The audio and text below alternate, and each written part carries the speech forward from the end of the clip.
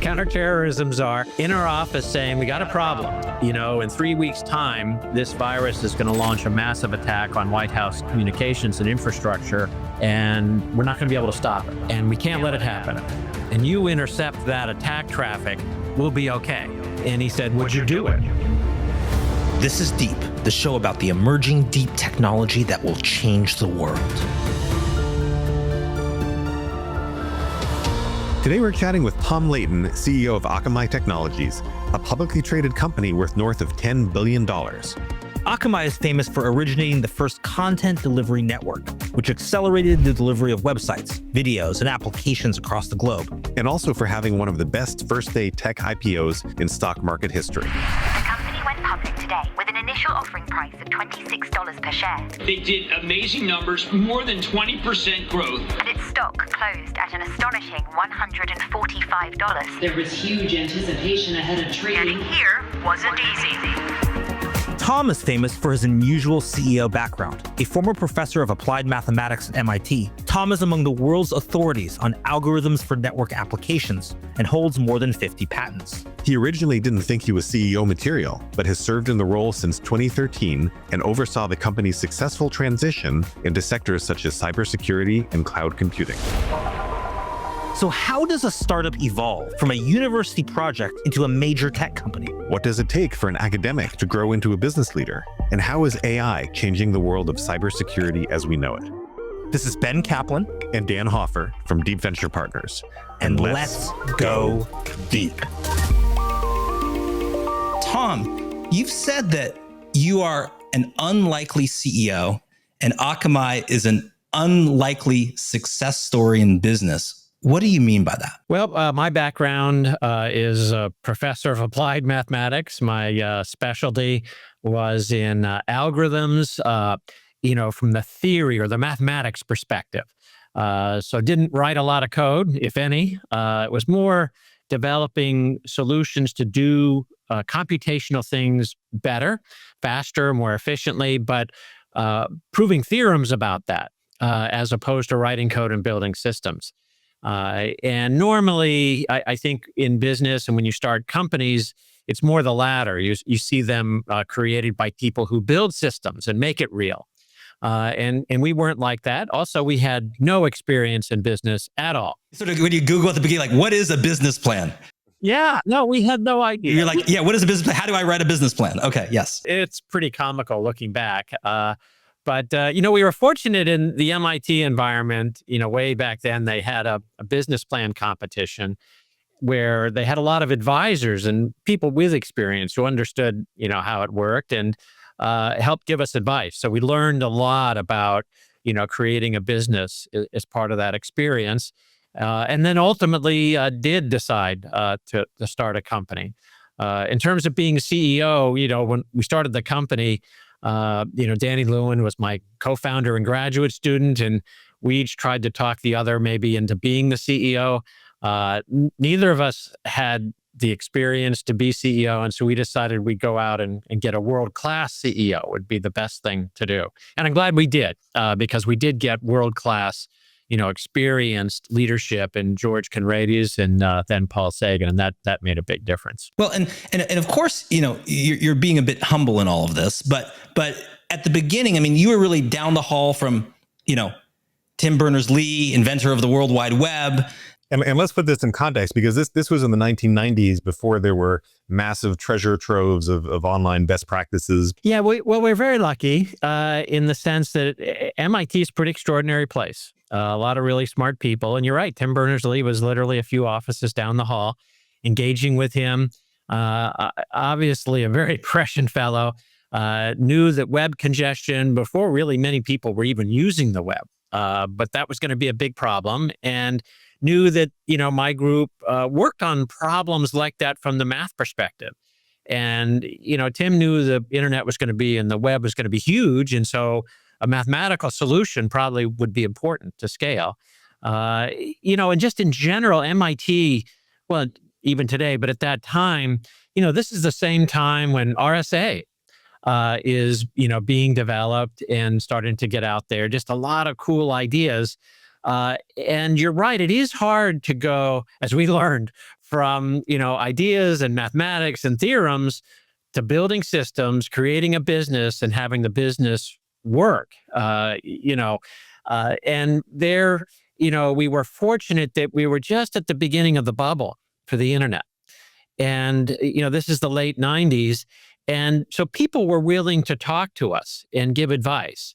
They weren't necessarily willing to buy what we wanted to build at the early days, but they would talk to us. And the fact, in the early times, it was a little tough because after they talked to us, they said, "Hey, everybody knows distributed computing is an ivory tower concept. It will never work in practice.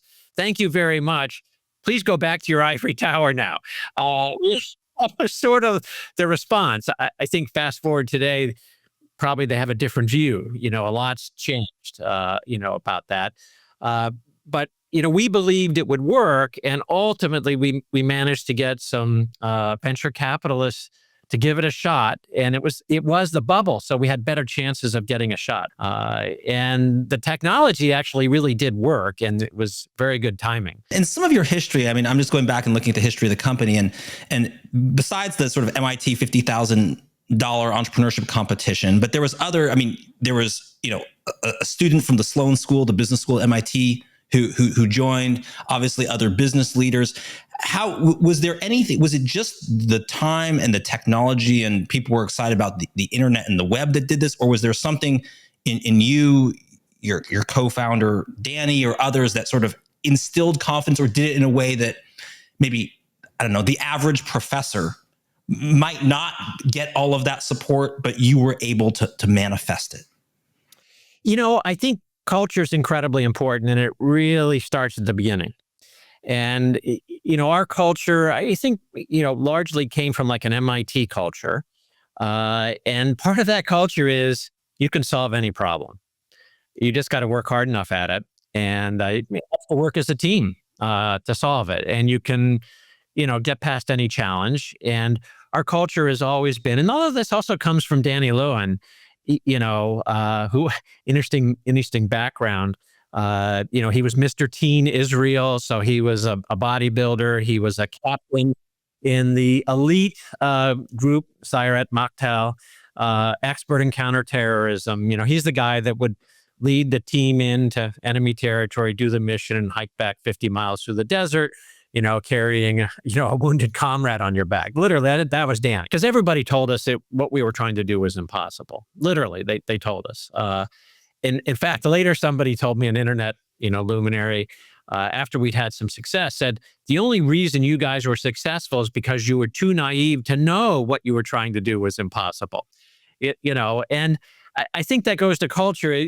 People, if they're telling you it's impossible, you want to listen and you want to think about it. And if they're right and you agree, okay, change plans. But if you still believe that what you're doing is possible and that you can accomplish it, then, don't let the naysayers slow you down. And so we were really, tenacious at it because we did believe. And I think that's really important. That's why I think we're alive as a company today, and because we've survived a lot of big challenges and gotten through things people thought were impossible. In terms of your focus and your role, there's a lot of companies out there that's sort of here's the professor and there's the grad student, and the grad student is, recruited into getting the company going, and the professor is mostly a professor, but, spends some time helping the company along. Is that how you approached it in the beginning, or does this become more of a passion, a focus? This has to exist in the world, and you start shifting your focus away from your professorial duties? Oh yeah, no, this is the latter. I was all in, and for the first probably 2 to 3 years of the company, one of Danny or I was in the office every hour, 24/7. Just because the early days, of course, at a startup are very wild, especially when you're running a service.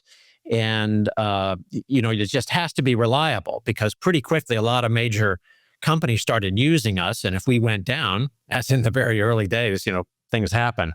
And that's at the core of your value proposition, is that we sort of create this distributed network. For those, I think a lot of people listening probably know what a CDN is, but a content delivery network is what made Akamai famous, that we're going to distribute all this content all over. So reliability is at the core of what you're providing.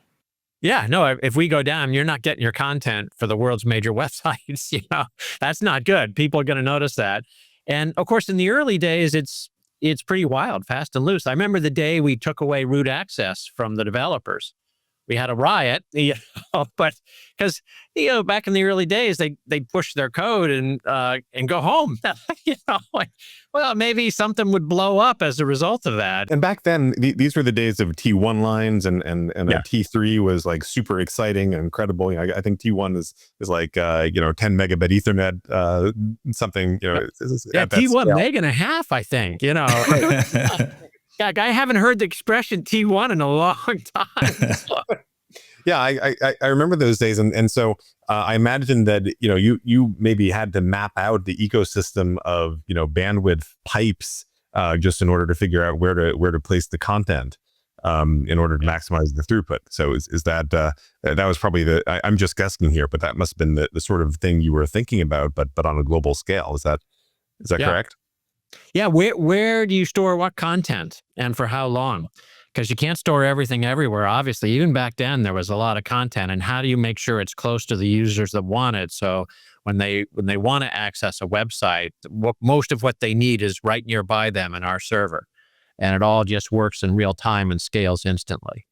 And very quickly, you start to get into geographic considerations and possibly geopolitical considerations as well around the world. Absolutely. Even back then, there were, it was different operating in certain countries, really complicated. And of course, today, probably even more so. Well, and so how does your personal journey, I mean, really, you become chief scientist. You're not CEO yet. You bring in an experienced, sort of business person that made a huge difference in the company. I believe in 2013, you become CEO. What is your growth like? What are the skills you get? Is the average, MIT professor ready to become CEO of a publicly traded company? What is your journey like to sort of get to CEO? Yeah, well, I can tell you, I certainly wasn't prepared to be a CEO coming out of MIT.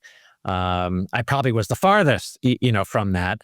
But I did learn a ton from George Conrades and Paul Sagan, our first two CEOs, worked really closely with them.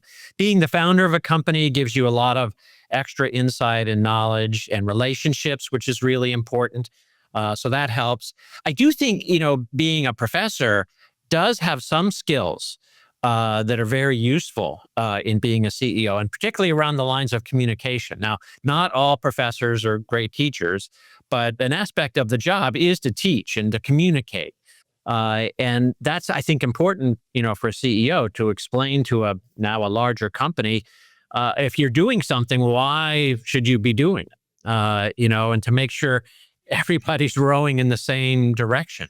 To be able to, I think it's helpful for a CEO to be able to understand the technology. Not all CEOs do, but for a tech company, I think that's useful. So there are, advantages having the academic background, being a founder, and probably the most important is, seeing how it works for the first 15 years and learning from, the people that really do have tremendous experience.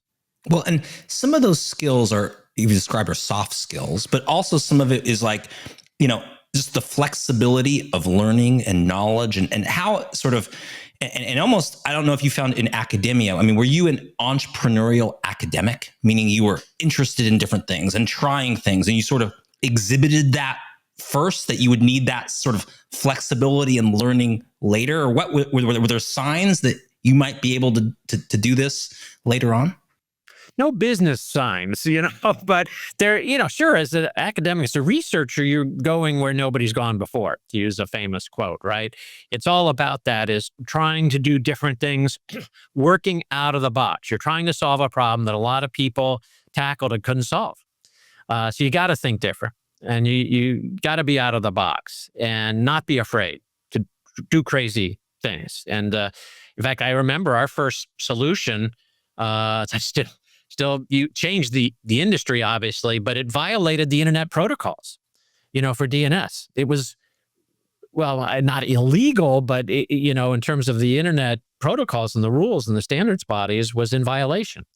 And well, okay, because we felt that those weren't reasonable restrictions and rules, and you needed to change it to make the internet better. So we just did it. Now, then, of course, the internet caught up with us, over time, and now a lot of people do that same kinds of things we did. But I think, thinking out of the box, which is, a common trait, I would say, in better research universities. That's important. What were the most difficult business skills that you had to learn? Because obviously, you were incredibly bright, and everyone you were working with, I think, coming out of MIT was also incredibly bright. But in terms of business skills or challenges, what did you find most notable? Well, you got to learn a lot, outside of just the tech and then development. But engaging with customers is critical. I probably spend most of my time, or a lot of it, engaging with customers. Managing the financial aspects of the company, with investors and shareholders, if you're a public company, is very important. Managing people is very important, and you don't get a lot of experience of that in academics. You have some grad students you work with, but that's about it, and it's very different in a company. Of course, as Akamai develops, what is novel, which is a CDN, a content delivery network, becomes more like a commodity, right? It's like, oh, this is what we expect. Competitors emerge, other people can do it. So around 2013, you become CEO, and how are you starting to think about the business then, other lines of business, to say, okay, this was a major problem of the internet back when we founded. Now there are other problems, such as cybersecurity, such as delivering things in the cloud. How does the business start to change? Is that a risk at that time? Did you feel ready for that risk as a leader? Yeah, the first big transformation for us was moving from delivery into security. And it's something we always wanted to do. And in fact, we actually started our quote unquote security business in 2001. And it's sort of an interesting story, but in the summer of 2001, Code Red was released. And this is one of the early viruses. And what it was designed to do was to, of course, spread into all the machines out there it could get into. But there was a variant of Code Red that was designed to have a coordinated attack on the White House infrastructure. Now, the government had clued into this, reverse engineered it, and knew it was coming in about 3 weeks' time. And, one day, Richard Clark, who was then the president's counterterrorism czar, but a very savvy guy with tech and cyber, shows up in our Cambridge headquarters. We didn't have a government business. We didn't have a security business, but here's the president's counterterrorism czar in our office saying, we got a problem. In 3 weeks' time, this virus is going to launch a massive attack on White House communications and infrastructure, and we're not going to be able to stop it. And we can't let it happen. But we think that if we hide, all our infrastructure behind your platform at Akamai, where you have all these servers all over the world, and you intercept that attack traffic, we'll be okay, and we'll stay up. And he said, would you do it? And we said, well, we're a startup, it sounded important. Okay. Let's, you guy here, he said, of course, we'll do that. And so we did, and it worked. We intercepted all the attack traffic. And so, White House is thrilled. So that started our government business right then, because, the White House and other government agencies quickly became large Akamai customers. We thought, great, okay, we're going to start a big security business because every company's going to need this. And this is a great reference. And he said, well, slow down. You can't tell anybody. This is classified. And it was classified for 10 years. And so it really wasn't, until about 10 years later that we were able to really start with some penetration in the commercial sector. And the big helper there was when groups out of the Middle East in 2011 and 12 started taking down U.S. banks at will with DOS attacks. and holding them down. Literally, there would be, a day, 2 days, you could not do online banking with the major US banks because groups out of the Middle East are doing this, and that was unacceptable. And these banks had bought every security service they could. Usually they buy boxes back then and run them, couldn't get back online. And that's when they finally started returning our calls and say, okay, we're going to try Akamai now. And we got them right back online, stopped the DOS attack. And then they noticed their sites were faster than they were before, even though they're under attack. And that really got us started in the commercial security business. And then we put major effort behind that, in the 2012-13 timeframe, and have been growing ever since. And now it's the majority of our revenue, over $2 billion for security every year. One thing I wanted to ask Tom was, in an age when AI can do incredible good, what about its potential for abuse? As Akamai has become part of our first line of defense for mission-critical cybersecurity, are we in an AI arms race against the bad guys? Yeah, AI is impacting a lot of things. Now, traditional AI or ML has been very valuable in security products, well, for a decade at least. We've been using it, since the time we started, really, in the big security business 10 years ago. We use it to identify anomalies, to differentiate between a bot and a human, to differentiate between the right human logging into a bank account and a thief logging into the bank account with stolen credentials. So very valuable. Gen AI, just changes the game another level. In this case, it's also very useful for the attacker. And I think most people have seen, some of the phishing attacks and spoofs that are Gen AI enabled. It's really impressive, the point where you can train your employees all you want. Bad things are going to happen. Malware is going to get in now. Also, it's good at, with supervision, writing code. And so it's much easier now for a not too sophisticated attacker to generate very sophisticated malware, and a lot of different forms of it, which again means there's more penetrations into enterprises because you train the malware using Gen AI to get around the defense. Not a good situation. So we're seeing more penetrations. I think that increases.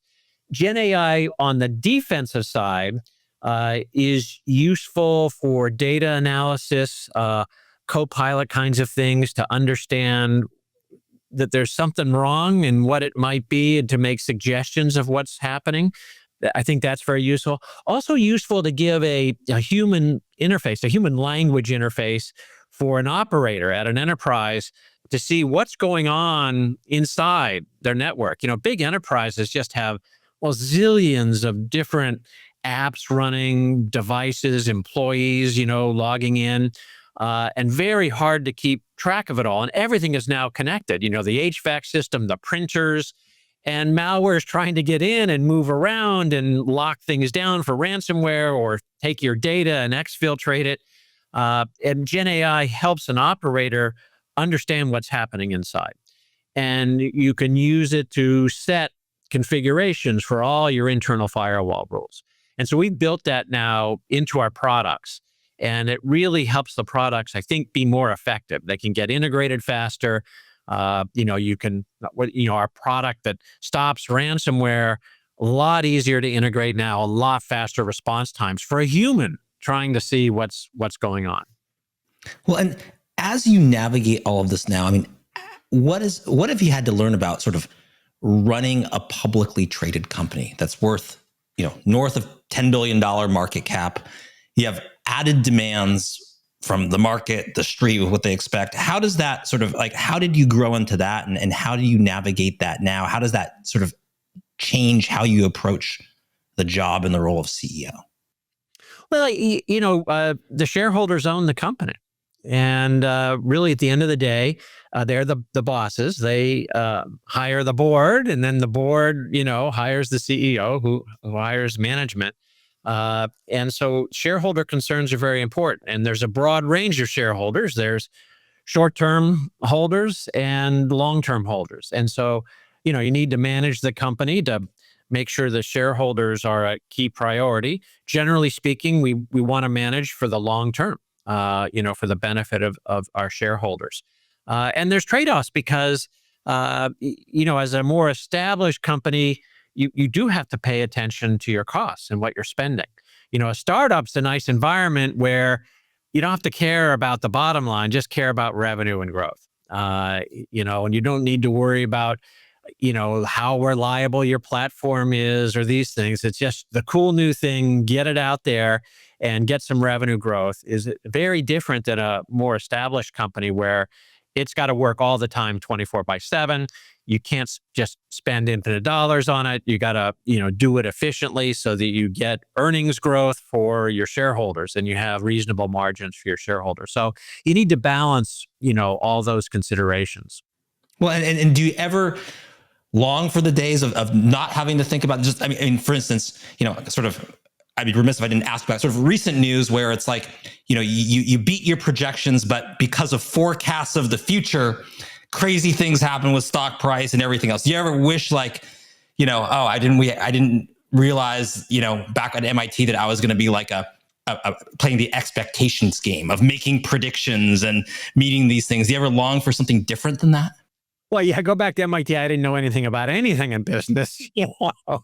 It is frustrating when you have a great quarter and you beat expectations, but you look to the future. There's a lot of geopolitical uncertainty.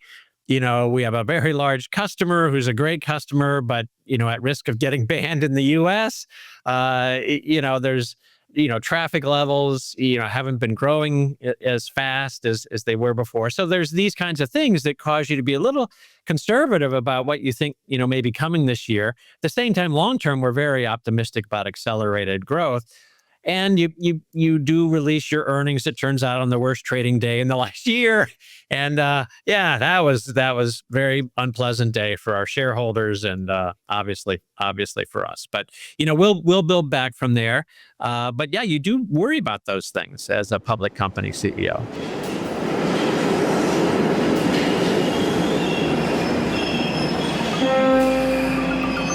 Mind the gap. When you take the tube in London, a famous announcement advises passengers to mind the gap. That's the space between the platform and the train that has just arrived.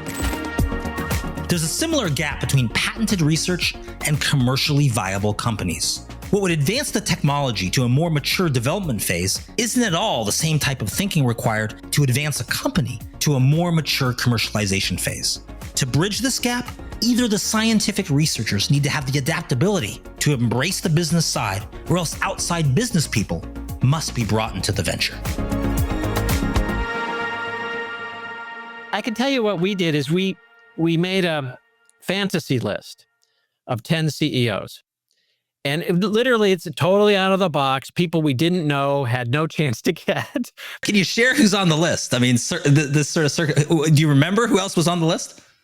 Oh, probably a couple of names. I probably don't want to go there, but I can tell you who was number one, and it was George Conrades. Now, we didn't know George, but we picked him because he'd been number two at IBM. He knew everybody in the world. He started their services business, but then after that, he'd gone to a BB&N, which was a bunch of academics like us, had no experience, but with good technology, and he turned them into a company and sold it for, reasonable value. So we figured he knew how to deal with academics, and it had been considered a successful outcome. And so we thought, wow, okay, George would be a great CEO. And then we had a list. And anyway, it was fortuitous that that other VC firm dropped out, because ultimately then turns out George had gone to be an entrepreneur in residence at Polaris Venture Partners. And we said, hey, maybe if we pick Polaris to fill out the round and take the other half of it, George would, advise us, maybe join our board. And so over a period of 6 months, first we got George excited about the company. And then as part of taking the round, he became the director. Then we got him to spend some time every day with the company. Ultimately, we talked him into being our CEO, our first CEO. And it just turned out just fabulous. And he's a fabulous mentor for me even today. He was our chairman for maybe 20 years. But I think our view was it's really good to get, if you don't have the business experience, which we surely didn't, get the business experience and somebody go shoot as high as you can. And did Todd at Battery and some of your other VCs help you close him and attract him? And Oh, sure. Oh, that helped. Yeah. In fact, it was, I think Todd who brought us Paul Sagan, and they hired Paul to sort of evaluate us. And as part of the evaluation, we sort of talked Paul into joining us. And Paul became our second CEO. He worked as president for a long time under George. And then when George retired, Paul stepped in. Yeah. And that's another weird thing about Akamai. We never moved to the West Coast, and for a long time. Now it's sort of acceptable, I think, to be in the Cambridge area. It's actually a great place to start and grow a company, great talent, good work ethic, But for a long time, people looked at me like I was a Martian when I'd be out on the West Coast. Like, how did you start a company in Cambridge and why didn't you move, kind of thing. But no, so it's a different culture there. And what was the role of sort of licensing the technology out of MIT in this point? I mean, now there's a built up ecosystem of tech transfer offices. It's a little bit, there's, some amazing companies like Akamai, like a Google that come out of, universities. So people have a sense for it, but was it difficult? Was it cumbersome? How much did your work as a professor overlap with the startup? Was it difficult getting it out? Well, at the early days, we didn't want to start a company. We wanted our technology to be used because we thought it would make a big difference, but we couldn't convince anybody to use it. In fact, we got to the point where with the big telcos, we'd basically even give it away for free if they'd use it. We'd license them, to use it. And that's when they told us to go back to the ivory tower because everybody knows distributed computing wouldn't work, and they were pretty busy at their day job. And they're taking a huge risk to put their content online like that, right? To make it only available through you. Yeah, now I think they regretted it, about 5 years later, and we work closely with all the world's major carriers today. But that meant that the technology was not considered to be especially valuable. We were the only ones that thought it had value. And we were able to reasonably quickly get a license from MIT for the technology. And in return, we gave them a share of the company, which wasn't worth a whole lot back then, but then did become worth a lot when we did an IPO during the bubble. As the company's value increased, did obviously their share increased because the company's value increased, but they were not actively investing to maintain their ownership in the company, right? There was dilution along the way. Yeah, no, usually those programs they sell out, and they did that. And it was fine because they sold out, during the bubble. So they made a lot of money. Where you are now, I mean, how do you sort of look forward to what's coming, just cloud computing, beyond cybersecurity, sort of the delivery of the internet, the delivery of content? Where do you think we're all heading now? Yeah, for us, the next step is cloud computing and bringing the compute instances, the applications themselves closer, to the users in a distributed way. So first we did the delivery close. That made the delivery fast. Then we pushed out the security so that we could intercept these huge volumes of attacks right at the source before they could, combine together and overwhelm the data center. And now we're moving compute, close to the user so that the whole experience is really fast and you get scalable compute. And we're doing it in a way that's a lot more cost effective, lower price than the hyperscalers would charge. And I think that's really important to our customers and to businesses today.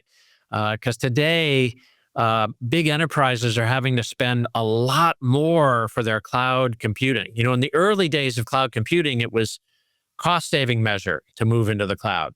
Now it costs you more to do it, and the prices are rising, and you're forced to sign up for 5-year commits. And the worst of it is for a lot of the big enterprises today, they're cutting this massive check to their biggest competitor. Because the hyperscalers do a lot more than offer cloud computing. They're into media, they're into gaming, they're into commerce, all sorts of other businesses.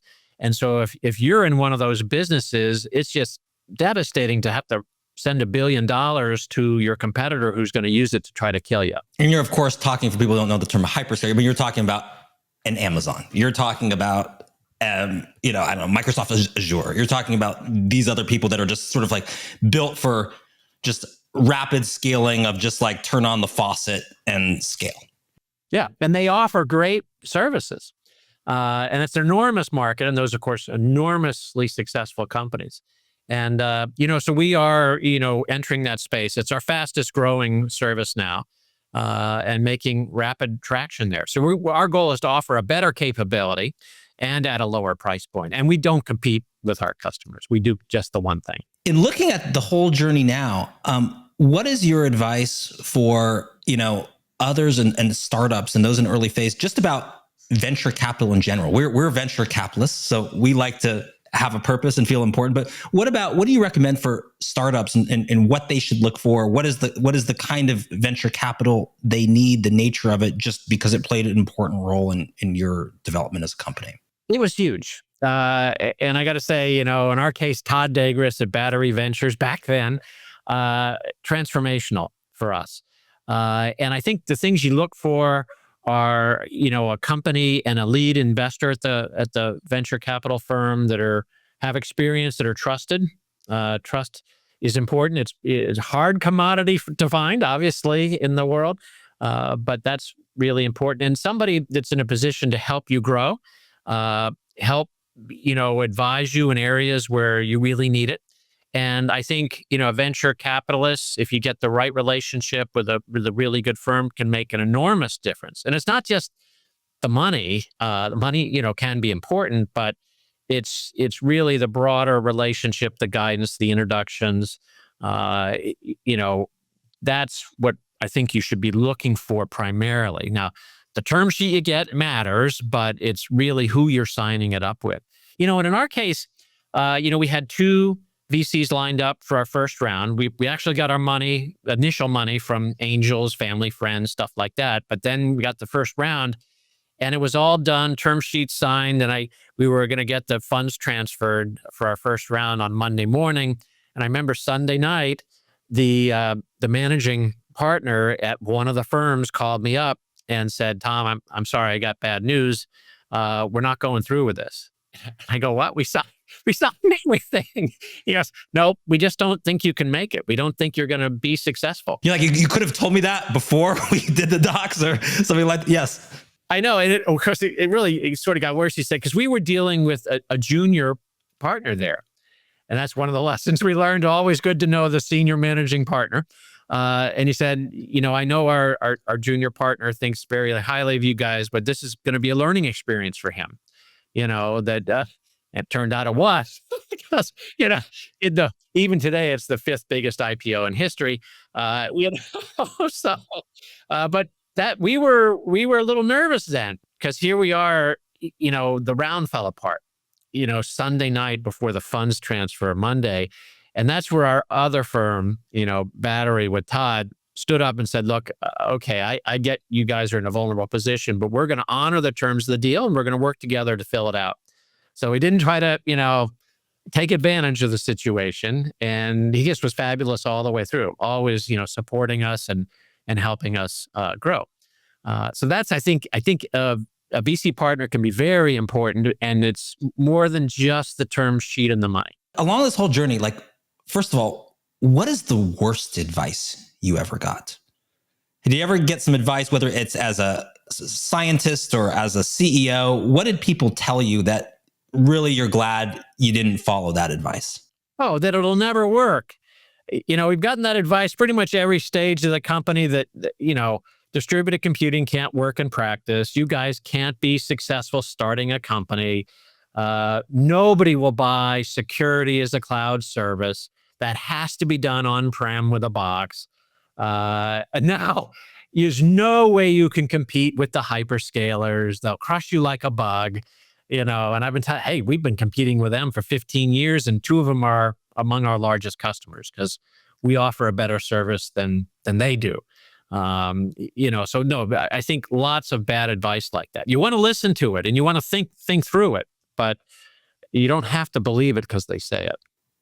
And the flip side is, what is the best advice you received along the way? What is the advice that made a tremendous difference? A couple of things, same sort of theme, probably along the growth mindset. Don't be afraid to get out of your comfort zone. In fact, I got to tell you, becoming CEO was outside of my comfort zone. And George and Paul did talk me into it. I'm glad they did. I think that was a good decision. But I could go even farther back. I remember being in high school and I was at this science competition and they had a Nobel laureate speaking to the young kids. And I remember he said, as you go through life, keep your eyes and ears open and your brain turned on, because you never know when the right opportunity is going to come along and you're going to be able to make a big difference. And I thought that was pretty good advice, and the fact that I guess I remember it even now, probably, good advice. This episode has been brought to you by Deep Venture Partners. Get show notes, transcripts, helpful links, and more at deepvp.com.